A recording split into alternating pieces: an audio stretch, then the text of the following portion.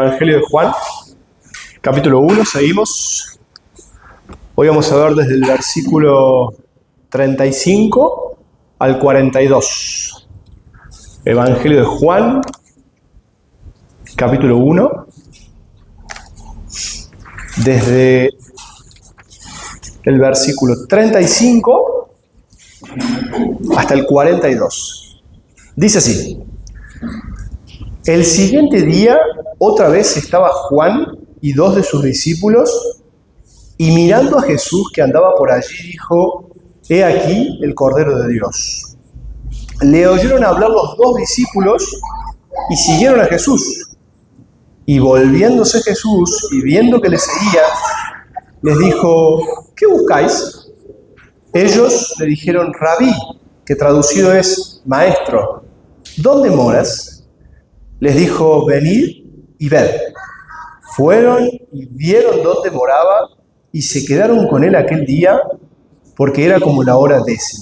Andrés, hermano de Simón Pedro, era uno de los dos que había oído a Juan y había seguido a Jesús. Este halló primero a su hermano Simón y le dijo: hemos hallado al Mesías, que traducido es el Cristo, y le trajo a Jesús. Y mirándole Jesús dijo: tú eres Simón, hijo de Jonás, tú serás llamado Cefas, que quiere decir Pedro. Oramos. Señor, gracias por tu palabra. Gracias, Señor, porque cada versículo, Señor, de hecho cada palabra tiene una intención tuya. Gracias, Señor, porque ella nos revela a Cristo como el Salvador, como el Hijo de Dios, aquel Verbo encarnado, perfectamente Dios y perfectamente hombre, que vino a este mundo para salvarnos, Señor. Pero también te damos gracias porque Él inició un proceso de discipulado que continúa, Señor, al día de hoy, y queremos ser parte, Señor, de eso. Y te pedimos que nos muestres, Señor, cómo hacerlo, que nos muestres lo que dice tu palabra.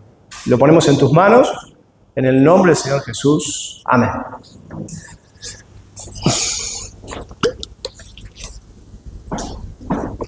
Bueno, titulé este mensaje Efecto Dominó. Bueno, todos tenemos en mente, ¿no?, lo que es un efecto dominó. Hay, algunos dominó que son muy largos. Y sí o sí, para hacer un buen dominó, vos necesitas mínimamente un diseño. Alguien tiene que diseñar algo bastante, planificado. Y además de eso necesitas un impulso inicial, sí o sí. O sea, algo que ponga a mover, ¿sí?, las piezas. Y eso es lo que estamos viendo acá en este pasaje. Parece un pasaje que no nos dice mucho, como fueron estas personas, se quedaron esa noche con Jesús, al otro día uno fue a buscar a otro y ese vino. Parece como que no hay mucho ahí, pero hay algo muy importante, que es el inicio del proceso de discipulado que comenzó Jesús acá en la tierra. Entonces es muy interesante, muy interesante. Imaginen ustedes, ¿no? Es un efecto dominó que comenzó hace 2000 años y hoy está vigente. De una persona a la otra, pasándonos la posta, y obviamente, solo Dios puede ser el autor puede planificar, digamos, de esa manera. Este pasaje nos muestra a Juan el Bautista como, de alguna manera, siguiendo un poco la ilustración, como la primera ficha que cae, la primera ficha que, vamos a decir, continúa o pasa la posta a dos discípulos de Jesús. Uno es Andrés, nos lo dice el pasaje. Otro muy probablemente es Juan, el escritor de este libro. La mayoría coincide que lo más probable es que sea él. Después vamos a ver por qué. Y luego Andrés llamándolo a Pedro. Y de hecho el próximo domingo ustedes van a escuchar también de seguir, o van a poder ver cómo sigue, digamos, este efecto dominó, ¿sí? La palabra que más se repite, o las palabras que más se repiten en este pasaje, son ver, oír, hallar y seguir. Y eso nos habla de discipulado. Claramente, ver, oír, hallar y seguir. Todo el tiempo. Si ustedes observan, y lo vio y entonces le siguió, entonces lo vio y le trajo y lo siguió. Y eso es proceso de discipulado, claramente. Recuerden la parábola de la semilla de mostaza. Dice, cito, no hace falta que lo busquen, está en Mateo 13, 31 y 32. El reino de los cielos es semejante al grano de mostaza que un hombre tomó y sembró en su campo, el cual, a la verdad, es la más pequeña de todas las semillas, pero cuando ha crecido, es la mayor de las hortalizas. Y se hace árbol, de tal manera que vienen las aves del cielo y hacen nido en sus ramas. Y la parábola de la levadura, que viene a colación, es semejante, o transmite una idea parecida, ¿no? El reino de los cielos es semejante a la levadura que tomó una mujer y escondió en 3 medidas de harina hasta que todo hubo leudado. Y de vuelta, lo que estamos viendo acá parece ser algo súper insignificante. Un hombre predicando ahí cerca de un río. Bueno, había juntado cierta gente. Ve pasar otro hombre y le dicen, ahí está el Cordero de Dios, y 2 hombres que lo siguen. Pero es el inicio de algo muy grande. Es el inicio de hecho, el cristianismo, a lo largo de estos últimos 2000 años de historia, es fruto en parte de este primer movimiento. Y eso es lo que dice, transmite un poco la idea de estas parábolas, que el reino de los cielos tiene un inicio muy humilde, muy imperceptible, pero es poderoso, muy poderoso. Y el método no es algo demasiado violento, no es demasiado explosivo, pero cuando te querés dar cuenta, ya esa semilla es un árbol inmenso. A mí me llama la atención, ¿no?, que pasó el Imperio Romano y la Iglesia, digamos, de alguna manera sobrevivió a todos los imperios, y aún al día de hoy, porque el Señor dijo, no va a prevalecer ni la muerte ni las puertas del Hades contra la Iglesia. Es indestructible, algo demasiado grande, ¿sí? Y lo que estamos viendo de vuelta, siguiendo de repente la analogía con esta plantita, con esta semilla, son como los primeros brotecitos, ¿sí? Muy pequeño, muy chiquito, muy sencillo, de hecho. Noten el texto que es muy sencillo, muy sencillo. Son personas que solamente señalan al Mesías y ya. Muy sencillo. Pero lo cierto es que ya comenzó ese efecto dominó hace 2000 años, que está en vigencia, y el punto con este sermón es mostrar que ese inicio del proceso de discipulado está vigente hoy. Hoy todavía está vigente. Entonces sí que nos cambia. ¿Sí? Claro que nos cambia. Así que, bueno, eso es lo que vamos a estar viendo hoy. ¿Sí? Tomo un poquito de agua y continuamos.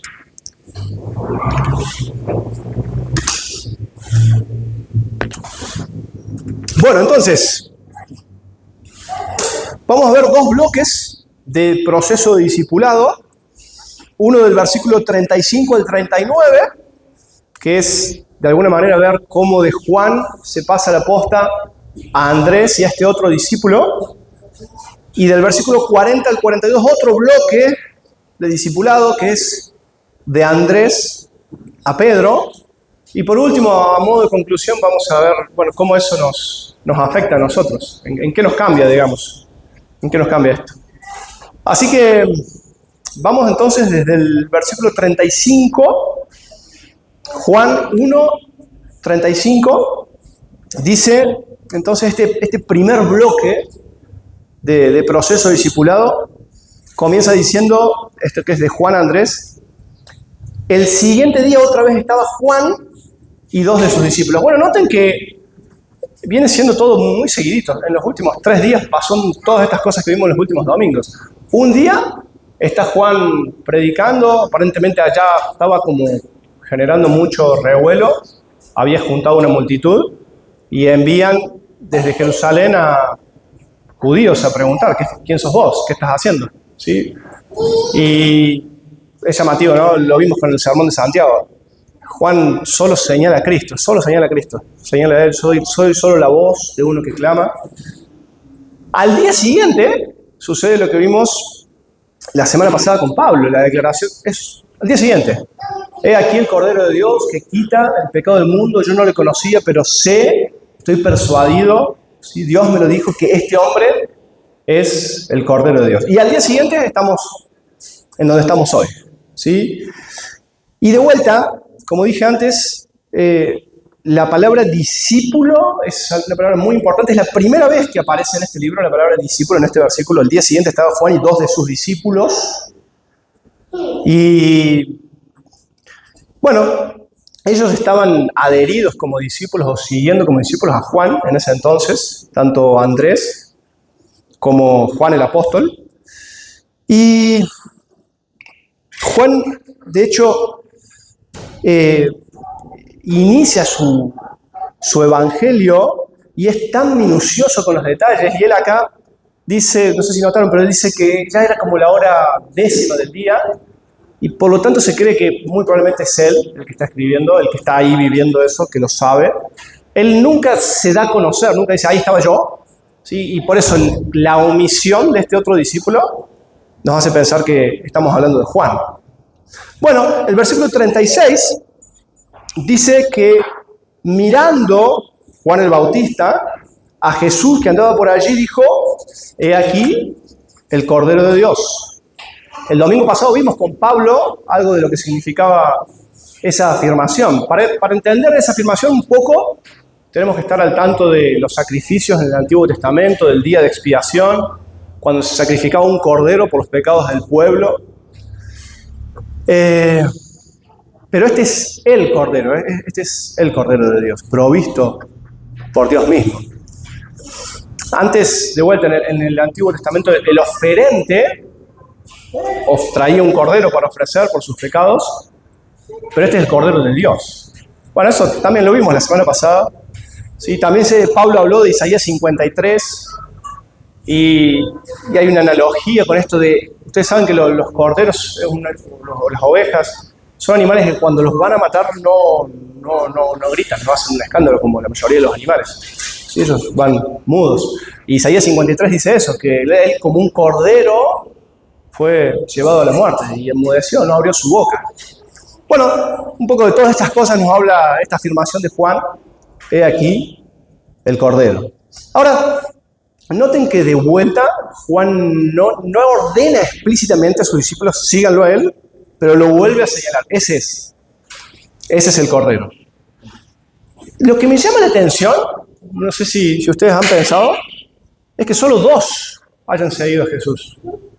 Porque, bueno, Juan el Bautista estaba moviendo mucha gente. Si envían de Jerusalén a averiguar qué está pasando, es porque hay alboroto, ¿no? Hay gente que se está reuniendo. Entonces, ¿por qué solo 2 personas lo siguen? ¿Sí? Bueno, eso me parece llamativo. Creo que es fácil, como aplicación así rápida, es fácil perdernos detrás de los hombres. ¿No? Es fácil perdernos. De hecho, en el capítulo 4 vemos que los mismos discípulos de Juan el Bautista todavía siguen siguiendo a Juan el Bautista, por lo visto, y además de eso, como que acusan diciendo, viste que Jesús, este hombre del cual vos estabas hablando, está del otro lado del Jordán y todos están yendo a él y él está bautizando. Y Juan dice, sí, obvio, eso es lo que yo les dije desde un principio. Sí, él es el Cordero, él es el Mesías. Sí, a él tienen que seguir. Es necesario que él crezca y que yo mengüe, dice en ese entonces. Pero interesante, ¿no? Y eso también, obvio que nos habla acerca del discipulado. Porque un discipulado exitoso es un discipulado que apunta a Cristo. Es un discipulado que como meta termina en la persona de Cristo. Sí, y acá en parte no por Juan el Bautista, quizás seguramente por sus seguidores. No estaba siendo exitoso ese discipulado porque no estaba llegando a la persona que tenía que llegar. Entonces todo discipulado que tiene algo de valor, de alguna manera desemboca en la persona de Cristo. Sí, aparte, Juan el Bautista, bueno, lo vimos con la prédica de Santiago. Todo el tiempo anunciaba a Cristo. ¿Y quién sos vos? Y yo soy la voz, y él, pero el que viene antes de mí es antes de mí. Bueno, todo el tiempo. Entonces, era bastante claro, digamos, y es bastante claro que el discipulado debe apuntar a Cristo. Sí, claro. Bueno, por lo menos estas 2 personas lo entendieron. No sabemos cuántas personas no lo entendieron, probablemente la mayoría, pero estas 2 sí. Por eso nos dice el versículo 37 que le oyeron hablar los dos discípulos y siguieron a Jesús. Es bastante llamativo también la inmediatez. Ustedes imaginen, ¿no? Como, no sé si alguno de ellos hubiera dicho, bueno, Jesús, tengo esta semana comprometida, pero querés saber si, no sé, de acá un mes o de acá un tiempo. Ellos, aquí el Cordero de Dios, hagan sus cosas y comienzan a seguir a Jesús. Suficiente. Bueno, eso es, llamativo. No es una traición, no debe ser visto como una traición a Juan. Al contrario, es justamente cumplir, ¿sí?, con la predicación de Juan, hacer lo que Juan deseaba. Pero también es llamativo que ellos solo lo siguen. No sé hasta cuándo lo iban a seguir.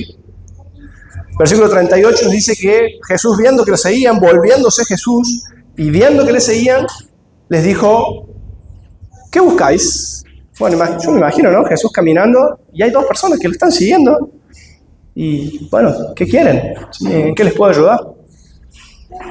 Y de vuelta, observen, y esto también nos habla de un discipulado clásico, que los discípulos son bastante torpes, digamos, o quizás tímidos, no lo sé, pero ellos están ahí como solo siguiendo a Jesús.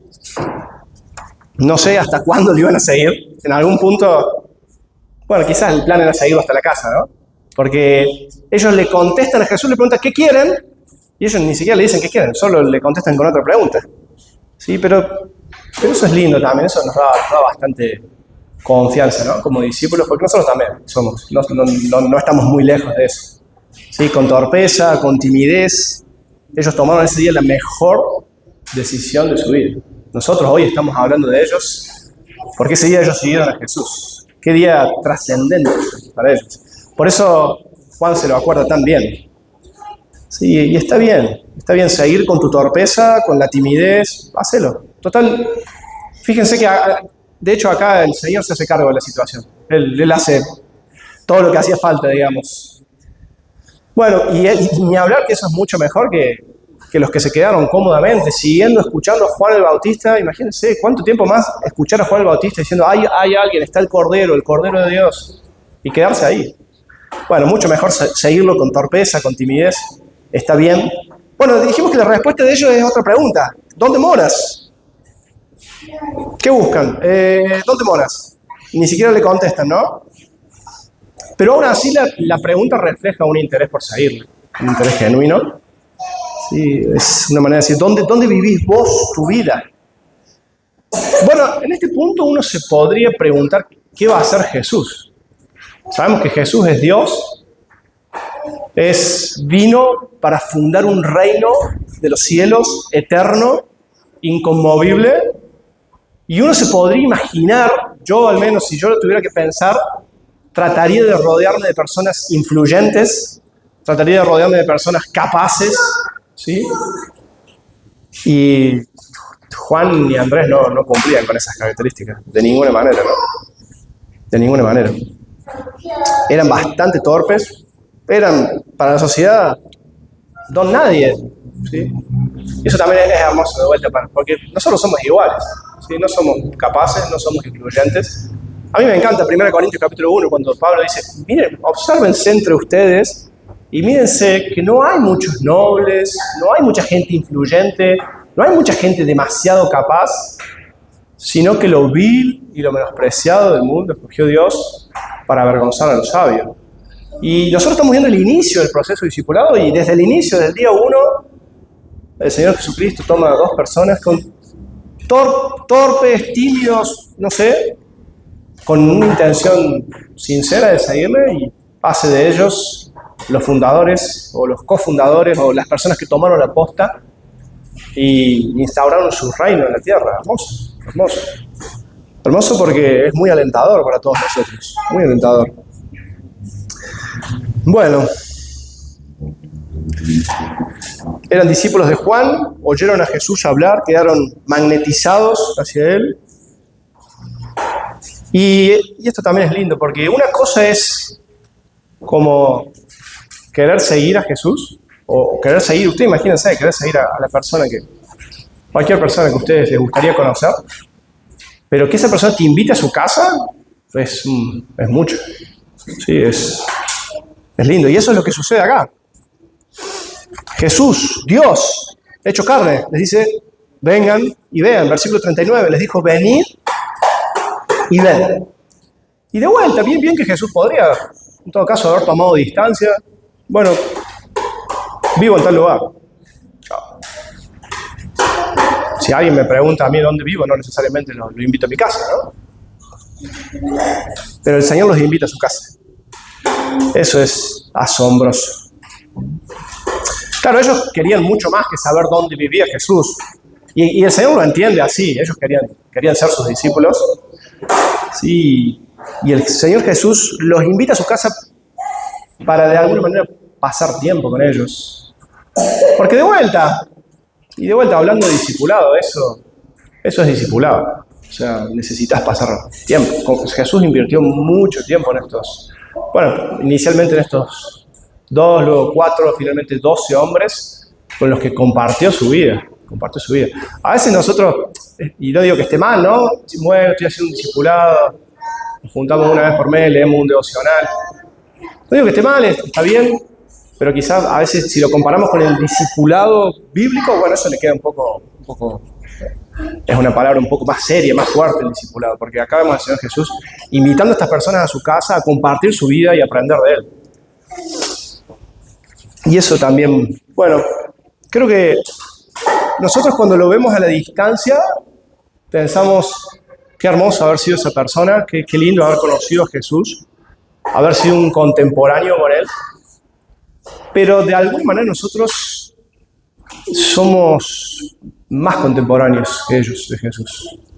Porque nosotros, de alguna manera, cuando el Espíritu Santo a partir de Pentecostés empieza a obrar, aplicando a Cristo en nuestras vidas y haciendo que Cristo more en nuestras vidas, eso nos hace más contemporáneos que ellos de Jesús. Eso también es muy lindo. No estamos en desventaja con esas personas que pasaron ese día hablando con Jesús, que no sé si pasaron la noche también con Jesús, que luego compartieron por lo menos 3 años con Jesús. No estamos en desventaja con ellos, estamos en ventaja. Nosotros tenemos la Biblia y tenemos la morada del Espíritu Santo. Así que tenemos terreno súper fértil para tener un buen discipulado con Jesús. Bueno, dice el texto, fueron estos 2 discípulos, Andrés y Juan, el escritor, y vieron dónde moraba y se quedaron con él aquel día porque era como la hora 10:00. Jesús no tenía una casa propia, solo está mostrando dónde moraba. En términos modernos, decir que era la hora 10:00, más o menos son las 4 de la tarde. ¿Sí? La hora para los judíos comienza a las 0, digamos, es cuando sale el sol.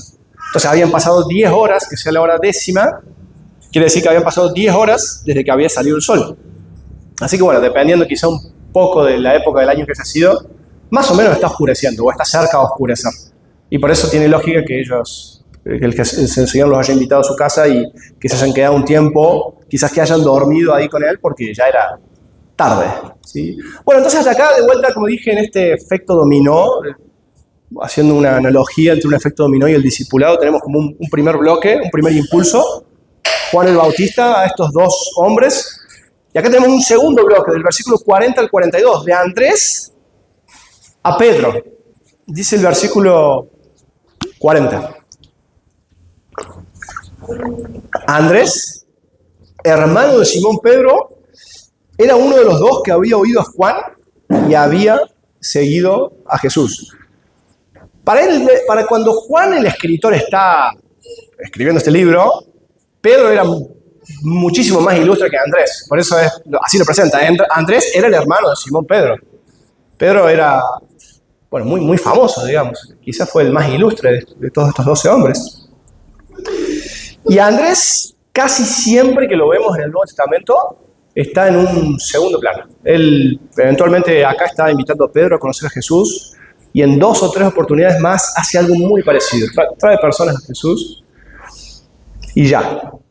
¿Sí? Si bien pertenecía de alguna manera a un grupo muy cercano a Jesús, porque Pedro, Juan, Jacobo y Andrés siempre se los nombra primero en las listas de los 12, y en particular Pedro, Jacobo y Juan estuvieron en momentos claves de la vida de Jesús, por ejemplo en la transfiguración. Bueno, Andrés no. Sí, por eso es como de al menos de ese grupito bien cercano a Jesús, siempre está un poquito más lejos, siempre está un poquito quizá al costado. Y no hay demasiadas más referencias a él, no hay mucho más que eso. Pero sí se lo observa trayendo personas individualmente a Cristo.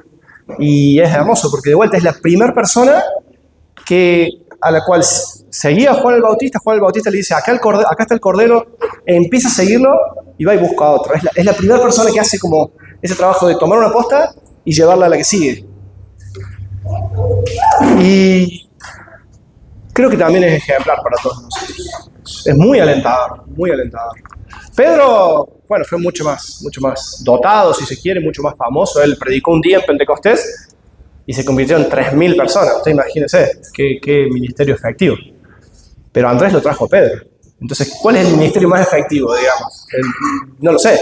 Quizás el de Andrés, porque el de Andrés trajo a Pedro. Y eso es muy lindo. Sí, es muy valioso para nosotros. Permíteme, es una cita un poco extensa, pero hablarles de un hombre llamado Edward Kimball. Nadie lo conoce. Yo tampoco lo conocía. Pero es una persona de tipo Andrés. Dice, pocos han oído hablar de Edward Kimball. Su nombre es una nota al pie de página en la crónica de la historia de la Iglesia. Sin embargo, él fue el maestro de escuela dominical que guió a D.L. Moody a Cristo. Una tarde fue a la zapatería en Boston donde trabajaba el joven Moody, que tenía 19 años, y en la bodega de la zapatería le habló de Cristo. Kimball fue la antítesis del evangelista intrépido. Era un hombre tímido, de hablar suave.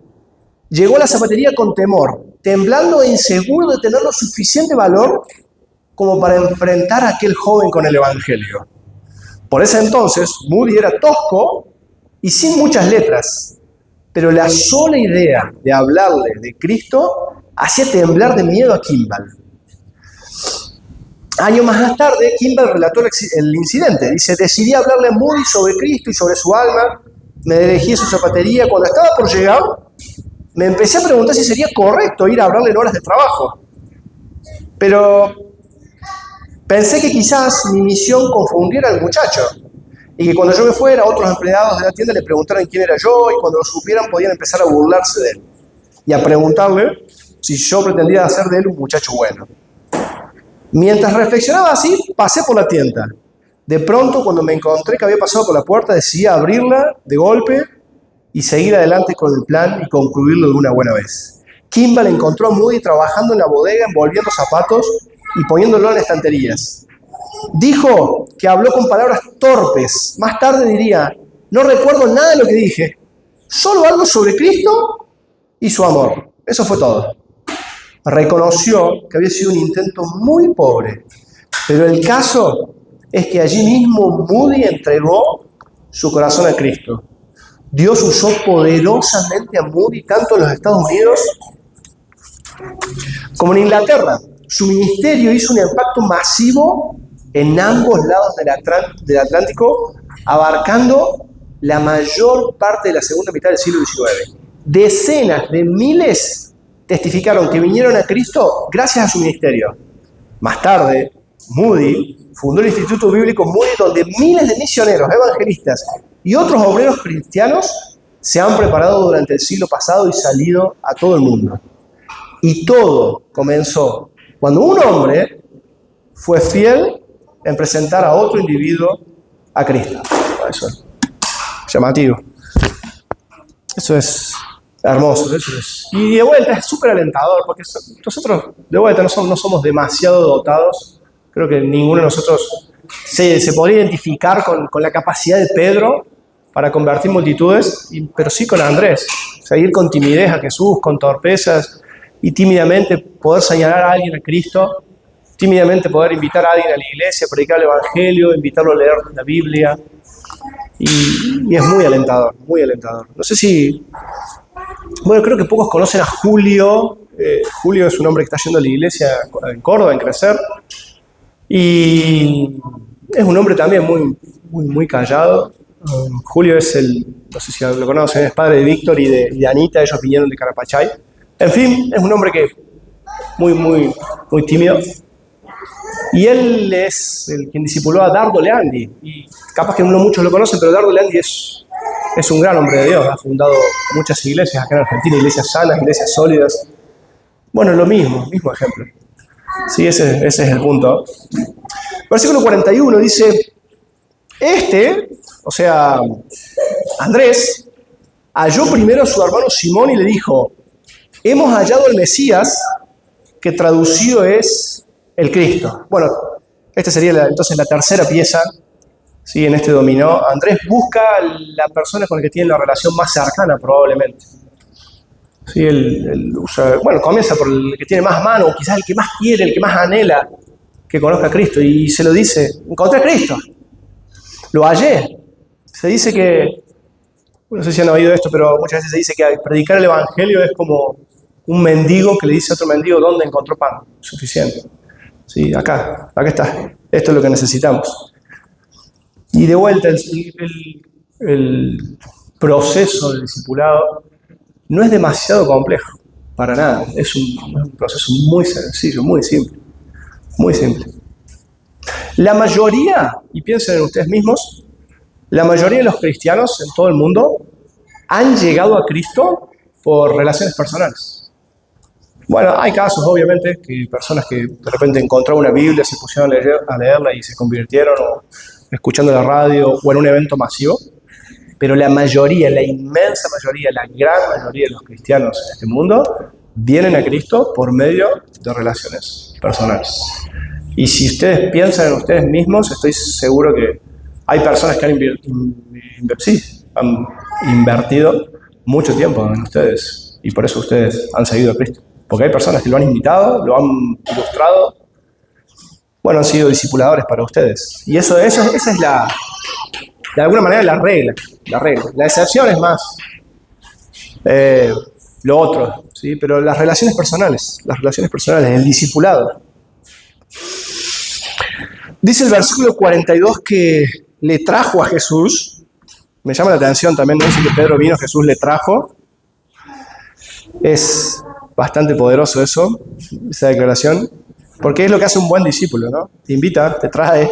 A veces forzamos un poquito a la gente, pero vas a venir, pero vení el domingo a la iglesia. Y una hora antes, ¿y querés que te pase a buscar? Así vamos a la iglesia. Está bien. Acá se dice que Andrés lo trajo a Pedro. Y mirándolo Jesús, versículo 42, dijo, tú eres Simón, hijo de Jonás, tú serás llamado Cefas, que quiere decir Pedro.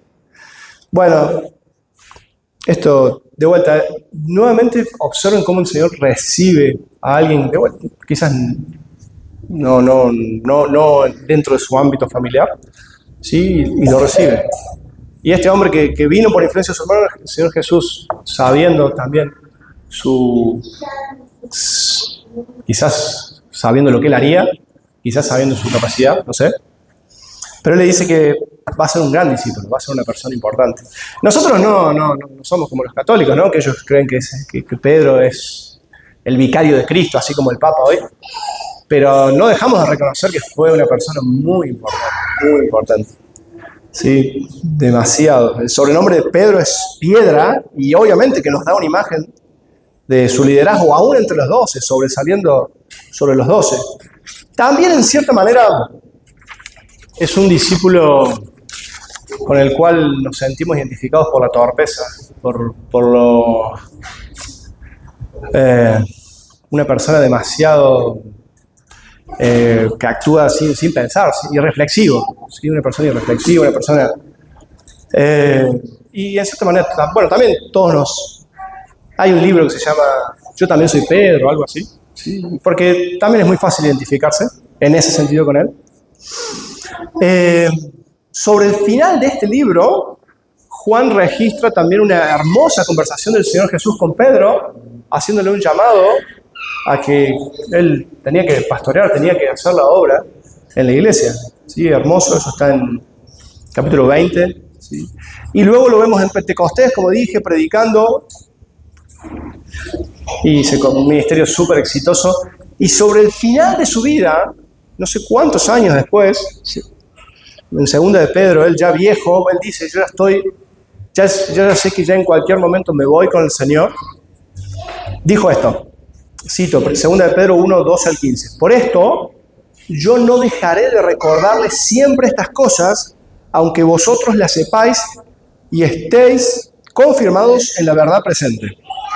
Pues tengo por justo, en tanto que estoy en el cuerpo, el despertaros con amonestación, sabiendo que en breve debo abandonar el cuerpo como nuestro Señor Jesucristo me ha declarado.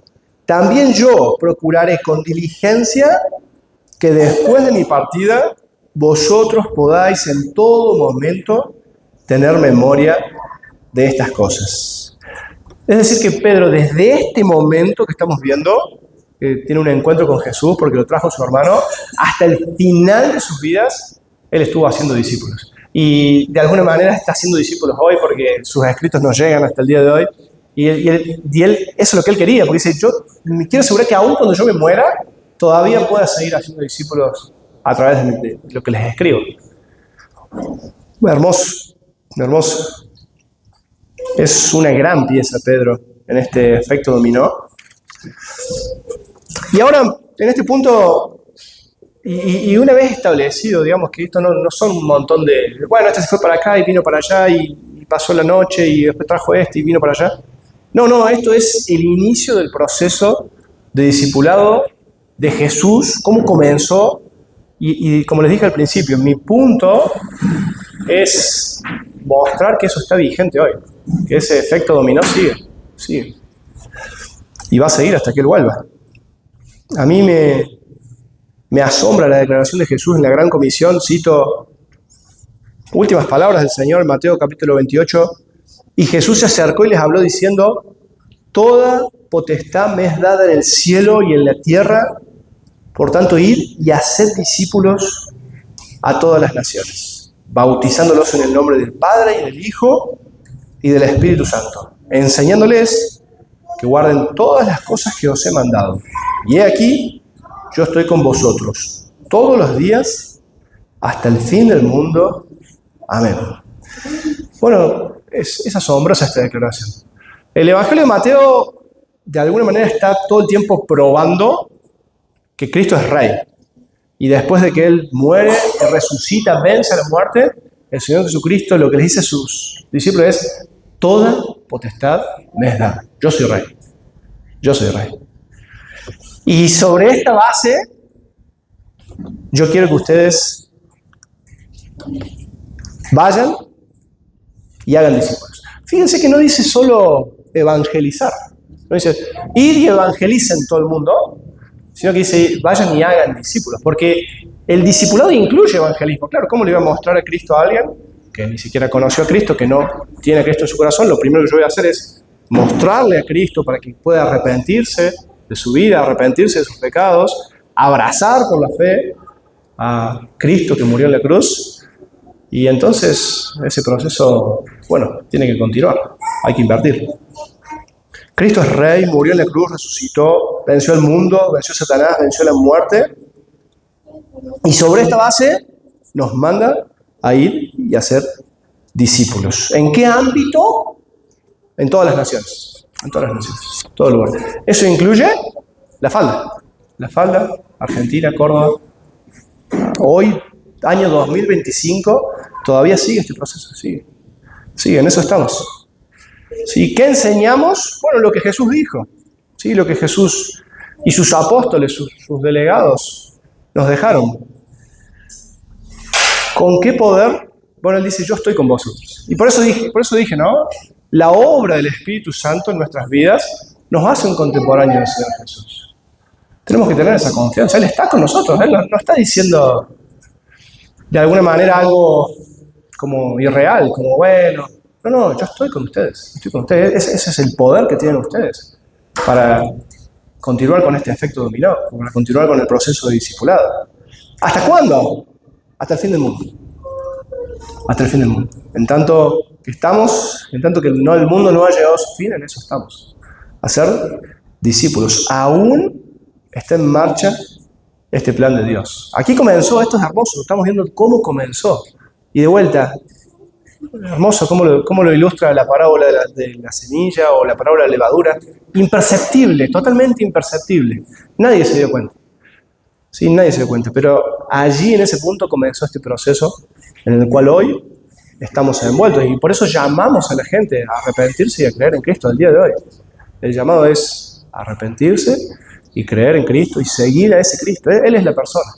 Él es la persona. Aún lo hacemos de manera torpe, lo hacemos de manera tímida, lo hacemos con muchas dificultades y debilidad, pero en eso estamos, con la misma mecánica, con la misma sencillez.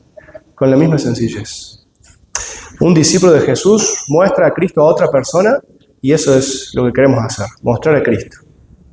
Oremos. Señor, gracias, Señor. Gracias por tu palabra. Es tan bello, Señor, ver la obra que vos comenzaste en esta tierra y también, Señor, tener una conexión con eso, Señor.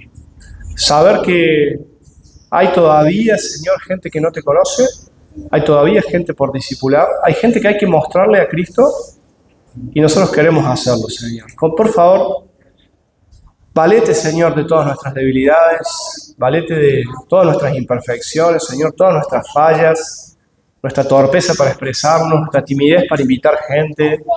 Por favor, Señor, que seas vos, Señor, el que venza, Señor, y el que obre a través de todas nuestras debilidades, Señor, para poder mostrar a Cristo a otras personas, Señor. Por favor, te pedimos que nos ayudes, Señor. Lo ponemos todo en tus manos, agradecidos, Señor, por tu palabra. En el nombre del Señor Jesús. Amén.